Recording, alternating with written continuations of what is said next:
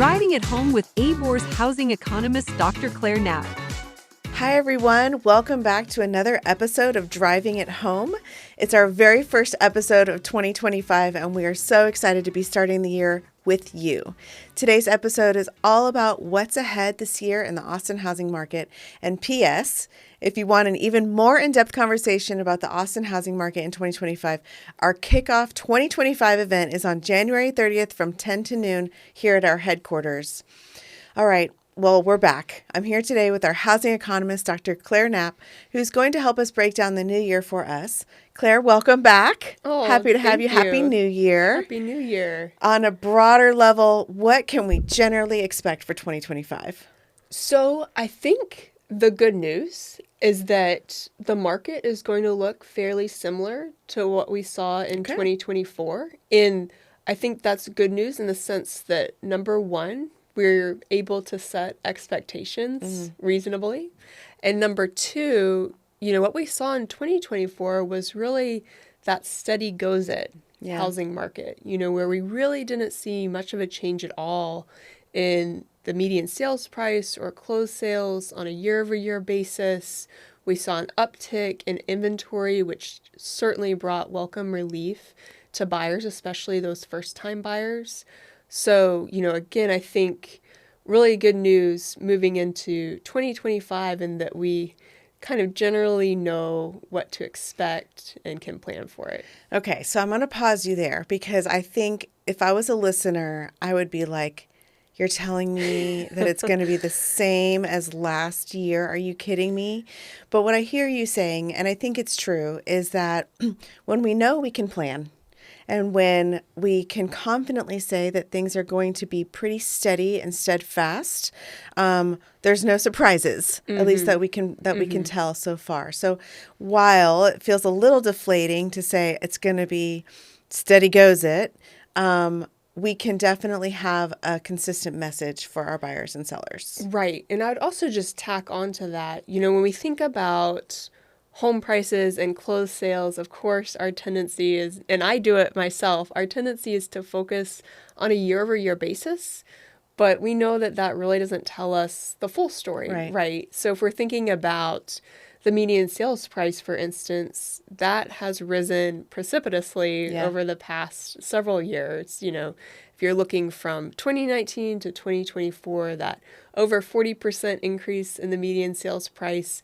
So even though we've seen, obviously, moderation in home prices over the past couple of years, overall, we're really still sitting on very large home price appreciation in the Austin housing market. So when you think about 2025 relative to 2024 and being fairly steady, please do remember that what we saw in 2024 was still very much elevated home prices. Right. Now, you mentioned that you anticipate mortgage rates will largely remain flat. Can you please explain your rationale behind that statement? What do you mean by that? Sure. So what we saw in 2024 is mortgage rates essentially hovered between about 6 and 7% for most of the year. I realize that, in the spring, kind of heading into the summer, they did top 7%, but that was a fairly brief period of time. And really, I think the peak was about 7.22%. So overall, when we're looking at mortgage rates, of course, one of the biggest factors affecting them is monetary policy. And all signs right now point to the Fed only inducing 2 rate cuts in 2025.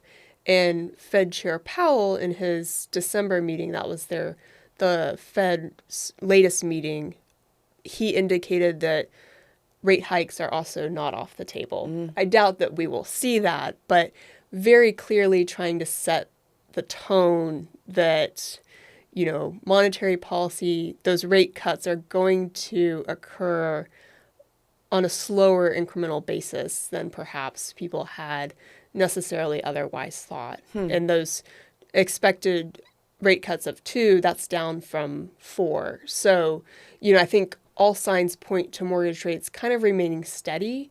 There's also a fair amount of economic uncertainty just over the potential change in policy initiatives that may occur with the incoming presidential administration. The market's still kind of trying to figure out what may actually happen, what plans may actually be put into place. Yeah. And so there's a little bit of an adjustment, I think, that will happen as we continue to hear more information and see whether some of those initiatives do materialize. So that was a lot to unpack there. So let's break it down a little bit. You mentioned monetary policy. The Fed cut rates again in December. What does that rate cut signal for mortgage rates, and does it change your projection for 2025? So a rate cut overall, that's a good thing, certainly. I think, however, in this particular situation, when you're looking at the broader context, that 25 basis rate point cut that was initiated in December doesn't really mean too much for mortgage rates. Okay. Again, in the sense that what we're seeing is, of course, mortgage rates are indirectly affected by the interest rates set by the Fed, much more directly affected by the 10-year T yield. And my point in saying that is what we're seeing is that the 10-year T yield is elevated part and parcel because the Fed is not pursuing rate cuts to necessarily as aggressive of a degree as the market had otherwise expected. And as well, again, that uncertainty about how the economy will react to those potential policy initiatives that may be pursued by the incoming presidential administration. Okay, got you. You also mentioned, and I think it's a bit of the elephant in the room in your prior answer, the implications of some of the potential policy initiatives that could be implemented in the wake of the returning presidential administration. We've all heard the potential effect on tariffs, but we don't yet know. That's sort of a TBD scenario. We don't know whether they will be enacted. But if the incoming President Trump should choose to enact tariffs, how would that potentially affect the housing market? I think that's the question everybody wants to know. Sure. And it's a very fair question. I think you really hit the nail on the head, Kelea, with when you said, we don't yet know whether tariffs will come into play and necessarily to what effect they will come into play. Generally speaking, though, we know that when we're talking about tariffs, when we're considering tariffs, more often than not, all odds point to an increase in inflation. And so that means when we're talking about an increase in inflation, what we're really signaling is that the costs incurred by producers is going to increase if tariffs are enacted. Producers meaning who? Suppliers. Suppliers, okay. So, folks who are, for example, in the home building industry selling lumber to builders. So if suppliers' costs should increase, we generally know that they will pass those costs on to consumers. So, using that previous example of an increase in the costs of producing or sourcing lumber, then that's going to, be offset on the producer's end by raising the costs to the builders who are purchasing those materials, for example. It's a longer term game. We don't, if these tariffs should be enacted, and depending on the scale, the magnitude, so to speak, what we could see is an increase in the costs incurred by builders. So when we're talking about the housing industry, there's actually, it's a little bit complicated in that should those tariffs indeed increase inflation, then that likely affects the monetary policy decisions pursued by the Fed, i.e. they may choose to not cut rates, and just leave rates stable. That would translate into an effect likely in the mortgage market. Sure. And that mortgage rates would remain elevated beyond a level that we had otherwise anticipated. But in terms of new home construction, or even just reconstruction, should we see those tariffs initiated, then they could potentially increase the costs incurred by home builders. And the reason I articulate that is because then those costs are passed on to the purchasers of Sure. those homes, Yeah. to new home buyers. I don't think, though, as of right now, expectations for mortgage rates for 2025 have changed. I forecasted, mortgage rates in that 6 to 7% range for 2025, and that was in consideration of, these potential policy initiatives. But I think overall, we're still looking at mortgage rates kind of hovering within that range. Well, the long and short of that is that we will definitely keep our eye on that topic, and we'll be discussing it as we go on into the year. But now that we've discussed and touched on mortgage rates, let's return to home prices and home sales. Why do you foresee the continuation of steady goes it? What is that all about for the 2025 housing market? Sure. And to be more specific, when we talk about the year-over-year changes in the median sales price and closed sales in 25, I think that it will be to the tune of 5%, up or down 5% on a year-over-year basis. And that's the same prediction I made for 2024, and that indeed rung true. And we're speaking of our MSA, of course. Right. Real estate is hyper-localized, and any individual neighborhood is going to perform differently. But just when we're talking about our broader MSA, that 5% up or down kind of year over year. I'm going to stop you there because I do think that is a key point for our listeners, in that we do talk in this podcast about the broader MSA in general. And you might be a listener going, well, that's not happening where my listing is, or that's not happening in, this zip code. And so it is a key point to note that while we are talking about the broader MSA, the nuance and the expertise that you have as a real estate professional is knowing what those granular zip codes and granular neighborhoods are and how they're performing in any given month. Sure. Yeah. Absolutely. And I think, too, what we'll see with home prices is, since we know that mortgage rates are likely going to remain steady relative to 2024, hovering in that 6 to 7% range, the variable that we really kind of can control, so to speak, in our particular housing market is that of home prices. Right. And so I think if we were to see sellers become a little bit more aggressive in terms of pricing and induce that, 10% decline in asking prices or whatever their realtor or agent feels is appropriate for She said it again, folks. 10% off the selling price. That's going to be where the buyers can afford it. And I realize that seems like a random number, but it's more or less, it's based actually on the decline in purchasing power that buyers have incurred from this higher rate environment. So it's a number that would offset some of that decline in purchasing power, again, from higher rates that buyers have incurred. But I think, should we see sellers, be a little more willing to negotiate on pricing, then we actually could see more movement in our housing market. Sure. But it appears that sellers their mentality is a little bit more one of remaining firm, in their Well, maybe this pricing. is the year. Maybe.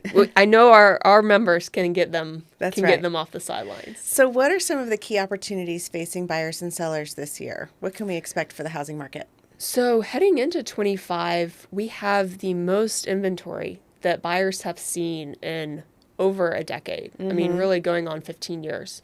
So that's a tremendous win for our buyers, especially when we're considering, just a few years ago, we were in a market with less than 1 month of supply, and buyers were having an extremely difficult time just being able to source homes, and especially first-time buyers, looking at that more affordable inventory. So also, part and parcel with the increase in supply is it does give buyers a little bit more negotiating power. Sure. So, they should feel a little bit more willing, alongside the help of their their realtor or agent to have serious conversations with sellers about, again, setting more realistic expectations around pricing. Yeah. For sellers, there's certainly the effect of that higher inventory, again, just another element that I think encourages them to be a little more realistic in terms of pricing. However, as we've mentioned, sellers are sitting on really large home equity gains. So, that over 40% increase in the median sales price from 2019 to 2024, again, a 10% drop in that really is not going to significantly affect the home equity gains you'd otherwise be accruing. And two, we have to remember that most of our sellers are becoming buyers, and are probably going to remain within the MSA. They're making, a lateral move, or maybe they're trying to move up, whatnot. So those sellers, my point in saying that is when they turn around and become buyers, They reap that benefit. they're going to continue to, they can use their home equity gains with their next home purchase, of course, but they're staying in the game of home ownership, right? They're going to continue to reap that significant home price appreciation that we have seen in the Austin housing market over the course of, several decades. Sure. So sellers are certainly in an environment in which they really can stand to benefit from significant financial gains, accrued not just during COVID, but in the years prior. Over the long period of time. So the headline I hear is make the offer. Right. Yeah. Just make the offer. Work your negotiations, and we can get to the closing table. Right. Yeah. So just to remind our listeners, we recently launched Data Share, which means you can now access listings at HAR, the HAR MLS, and the San Antonio MLS. This is a huge win for our members. As you know, you now have access to over 60% of listings in the state of Texas. Along that front, Claire, can you give us a sneak peek of some of the research that you're working on for this year? Sure. So as our listeners can imagine, I'm sure that, opening up that gamut of having 2 additional MLSs worth of data really provides us a lot of research capabilities. I think that our listeners can generally expect to see more research just on home price appreciation among those 3 markets. We know that buy versus rent index we published in, I believe it was July of 2023 at our Central Texas Housing Summit. We launched it. We know that was a really popular report, so listeners can expect to see that replicated for the Austin market, but also for Houston and San Antonio with more recent data. And then other than that, just some demographic reports. We know that the boundary between Austin and San Antonio is becoming ever more blurry. Yes. I'm not quite sure where Austin ends and San Antonio begins and vice versa. Just get on 35 and you'll figure it out. It just seems like it's one continuous stretch. And so, certainly we want to provide our listeners with demographic information about, especially the Austin, San Antonio region. And so I think anticipating that, looking forward to that. The more you know, the more you grow. Exactly. So that's what we're trying to help our members understand and arm you with more information as we get it, and Claire is able to slice and dice that data. Be on the lookout too. We also have our market stats class every month led by Claire, as well as our market labs and all the insights. So if you have questions, it's free to you. Come on by and meet Claire and get those questions answered. There's so much more to talk about, but just remember we have our weekly Driving at Home podcast, so be sure to tune in.